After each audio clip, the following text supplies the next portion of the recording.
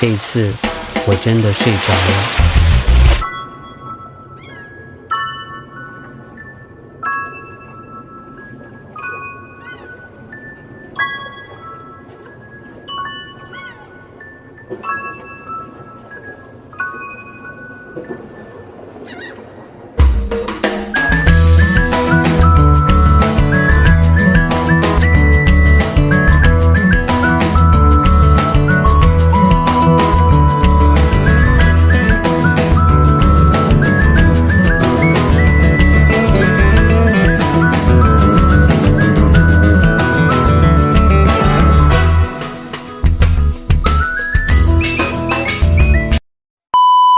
Hello and नमस्ते, welcome back to my channel स्मी Susan. र मैले आज एउटा फेरि पनि नयाँ भिडियो लिएर आएको छु हैन। तर मैले आज कुनै च्यालेन्ज लिएर आएको हैन जस आज चाहिँ म एक नेवार भएकोले आज नेवारी आइटमबाट लिएर आएको छु हैन।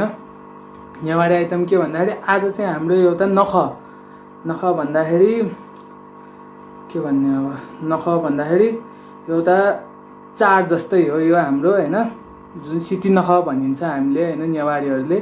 र मैले आज त्यही बारेमा भिडियो लिएर आएको छु। र आज हामीहरूले चाहिँ वो पकाएर खान्छ। वो भन्दाखेरि बाडा पकाएर खाने चलन छ आजको दिनमा हैन। आज मैले वो पनि पकाएको छु हैन। वो प्लस अरू पनि छ, आज भोज खानु पर्ने छ हामीले चाहिँ हैन। त्यही भएर आज धेरै भेराइटी यता छ हैन खानेकुराहरू पनि। र आजको दिनमा चाहिँ हामी यो वो खाने गरिन्छ वो हैन। यो वो भनेको चाहिँ आजको दिनमा खानै पर्ने भनिन्छ हैन भन्नलाई चाहिँ। र आजको दिनमा चाहिँ कुवाहरू, इनारहरू अनि यो जति पनि ढुङ्गे धाराहरू छ त्यस्तोमा सरसफाइ पनि गरिन्छ आज हैन। त्यो भिडियो म लास्टमा हाल्छु हैन, सानो एउटा भिडियोमा हालिदिन्छु त्यसको हिस्ट्री बारेमा, म सिटी नख भनेको के हो भनेर हैन। र म अब चाहिँ ढिला नगरिकन म चाहिँ मेरो यो भोज भनौँ न हैन, भोज चाहिँ म खान गइरहेको छु, हेरिदिनु होला है। मसँग दुईटा वो छ, आज दुईटा वो छ। यहाँ मसरुम पनि छ, आलु पनि छ, काउली पनि छ, अचार छ, चिउरा छ, मासु छ हैन। र म चाहिँ अब खान गइरहेको छु है। यो चाहिँ मासु हो, यो चाहिँ बाउलमा।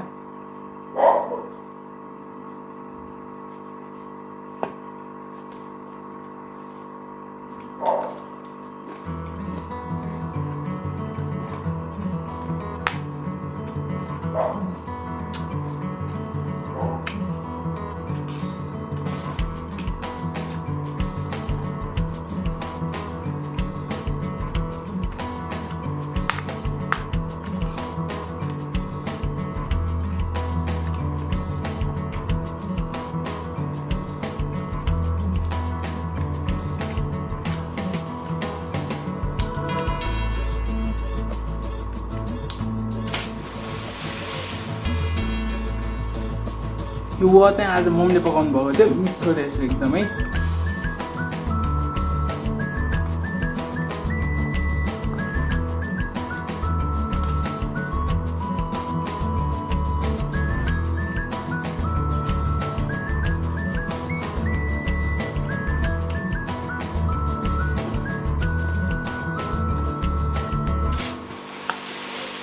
这一次我真的睡着了。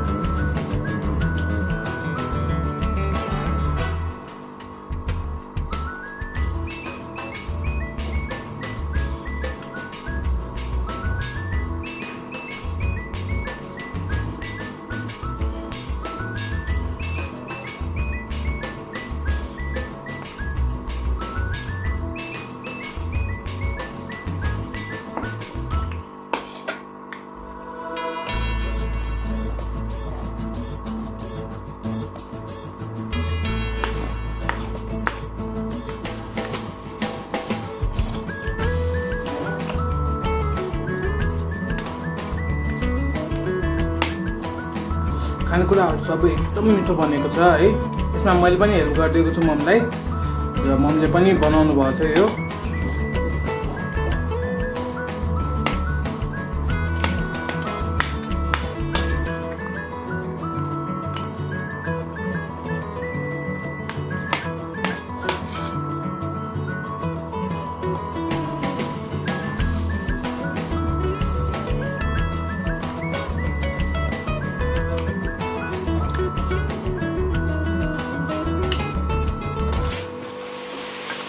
这一次我真的睡着了。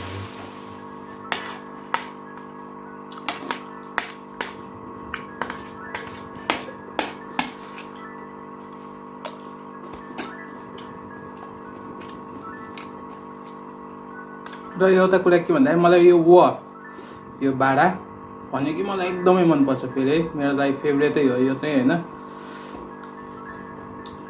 जति खाए पनि म खान सक्छु यो चाहिँ।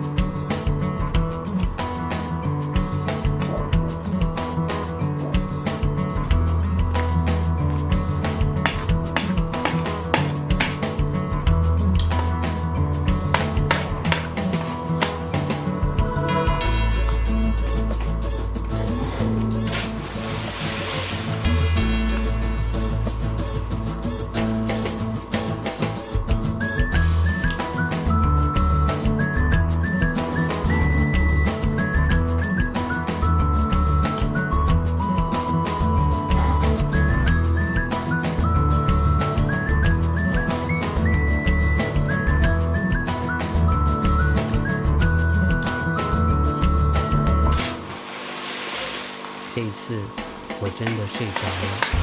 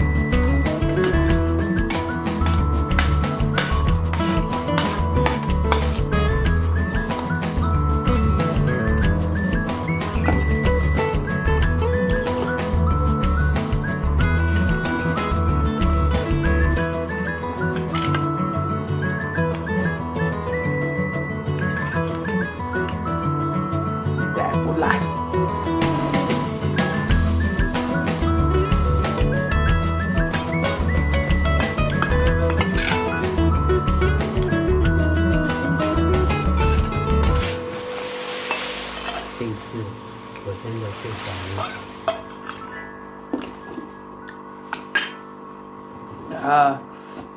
मेरो भोज खान सकिसकेको छ होइन सबै। र आजको लागि यति नै हो भिडियो होइन। जस मैले आज एउटा सिटी नखाएको एउटा यो भिडियो मात्रै हालेको हो मैले। खासै ठुलो त केही पनि होइन आज होइन मेरो लागि। र यो सिटी नखा भनेको के हो कसो हो होइन यसको बारेमा म एउटा भिडियो पनि हालिदिएको छु लास्टमा। सरी हेरिदिनु होला होइन। मैले लास्टमा भिडियो हालिदिन्छु एकचोटि त्यो राम्रोसँग हेरिदिनु होला। र नेवारी कल्चरलाई चाहिँ एउटा सेभ पनि गरिदिनु होला। यति नै भन्दै म अब चाहिँ बिदा दिन्छु होइन। आजको लागि यति नै। हस् त बाई बाई। ज्येष्ठ शुक्ल षष्ठी नेपाल सम्बत तछालातो षष्ठी अर्थात् सिठी नख। नेवार समुदाय आफै पनि चाडपर्व र जात्राको लागि प्रख्यात हुने गर्छ। धेरैको बुझाइ छ कि नेवारहरूको जात्रा पर्व भन्ने बित्तिकै रमाइलो गर्ने अनि भोज खाने भनेर। तर नेवारहरूको हरेक पर्वको विशेष पौराणिक र सांस्कृतिक महत्त्व छ। नेवारहरूले पकाउने परिकारको पनि छुट्टै पौराणिक महत्त्व छ। नेवार समुदायमा समय अनुसारको चाडपर्व र चाडपर्व अनुसारको परिकार खाने प्रचलन रहेको छ। त्यस्तै पर्वमध्ये एक हो सिठी नख पर्व। सिठी नख विशेष गरी मासको, मुगीको बारा अर्थात् वो अनि चटामरी खाएर घरको पानीको मुहार, इनार, धारा, ढुङ्गे धाराहरू सरसफाई गरेर मनाइने पर्व पनि मानिन्छ। ज्येष्ठ शुक्ल पक्ष षष्ठी अर्थात् कुमार षष्ठीको दिन मनाउने यस पर्व नेवार समुदायको महत्त्वपूर्ण र नेवारी संस्कृति अनुसार वर्षको अन्तिम पर्व मानिन्छ। भगवान कुमारको जन्मदिन समेत भएकोले यस दिन कुमारको पूजा पनि गर्ने चलन छ। यसै गरी घरमा भर्खर भित्रिएको नयाँ गहुँको मुट्ठी पारिएर बनाइएको विशेष रोटी खाने चलन पनि छ। यस दिनमा वो, चटामरी लगायतको पकवान खानाले शरीरमा तागत उत्पन्न हुने र वर्षायाममा धान खेती गर्न बल पुर्याउने सबैमा विश्वास रहिआएको छ। सिठी नखको दिन नेवार समुदायमा विशेष महत्त्व राख्ने गर्दछ। नेवारी परम्परामा वर्षको अन्तिम चाडको रूपमा मनाइने यस पर्वसँगै वर्षा सुरु हुने र किसानको वर्षको महत्त्वपूर्ण कार्य धान रोपाई सुरु हुने पर्वको रूपमा यसलाई लिन सकिन्छ। नेवार समुदायमा सिठी नखको दुई कारणले विशेष महत्त्व राख्ने गर्दछ। पहिलो, सिठी नख अर्थात् कुमार षष्ठी महादेव पार्वतीका ज्येष्ठ सुपुत्र कुमारको जन्म भएको दिन। यसैले यो पर्वले छुट्टै धार्मिक महत्त्व त राख्ने नै भयो। दोस्रो, यो पर्वसँगै नेवार समुदायमा रोपाई सुरु हुने भएको सन्देश दिने भएकोले किसान कृषि कार्यमा व्यस्त हुने र जात्रा पर्व सबै थाती राखेर किसान अन्न उत्पादनको लागि मानसिक र शारीरिक रूपले तयार हुने विश्वास पनि रहिआएको छ। सिठी नखले परापूर्वकालदेखि पानीका मुहान सधैँ सफा राख्नुपर्छ, घरको आँगन सफा राख्नुपर्छ, मुहानहरूलाई सधैँ सफा राख्नुपर्छ भन्ने कुराहरूको सन्देश पनि दिने गरिएको छ। विशेष गरी वर्षाको बेला पानीको मुहान बढी नै दूषित प्रदूषित हुने भएकोले यसलाई सफा गरिनु पर्दछ भन्ने सन्देश समेत यसले दिने गरेको मान्यता छ। त्यसैले नेवार समुदायमा आजको दिन पानीको मुहान सफा गर्ने प्रचलन रहिआएको छ।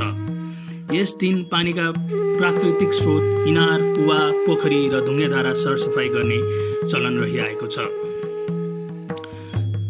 खाद्यान्न विज्ञान र प्रकृतिको अनुपम मिलनको चाडको रूपमा समेत यस पर्वलाई लिन सकिन्छ। मौसम अनुसारको पर्व र सोही अनुसारको खानेकुरा खाने नेवारी समुदायको प्रचलन अनुरूप सिठी नखमा खाने व चटामरी परिकारले शरीरमा तन्दुरुस्ती राख्न मद्दत पुर्याउने गर्दछ। त्यही भएर आजको दिन व बारा चटामरी खाने प्रचलन चलेको हो। यस दिन किसानले खेतबारीमा काम गर्दैनन्। एका बिहान घरमा रहेको गाई बस्तुको गोबर, मल, कम्पोस्ट मललाई खेतबारीमा पुर्याउने गर्दछन्। त्यसपछि आफ्नो घर सफा गरी बारा वो लगाएको परिकार बनाएर आफू परिवारसँग रहेर खाने चलन छ। यस दिन खेतको माटोलाई चोट पुर्याउन हुन्न भन्ने विश्वास रहिआएको छ। सिठी नखको दिन शुद्ध भई कुलदेवता नवदुर्गा भवानी र शक्तिपीठको पूजा गरी नयाँ गहुँबाट तयार पारिएको विशेष रोटी खाने चलन छ। सिठी नख विशेष गरी काठमाडौँ उपत्यकामा मनाउने चलन छ। यसले पानीको मुहानलाई सफा राख्नुपर्छ र पानीको महत्त्वलाई दर्शाउँछ। यसकारण पनि यसको विशेष महत्त्व छ र यो सिठी नख मनाउनाले घर परिवारमा सुख शान्ति हुने सबैको विश्वास पनि छ।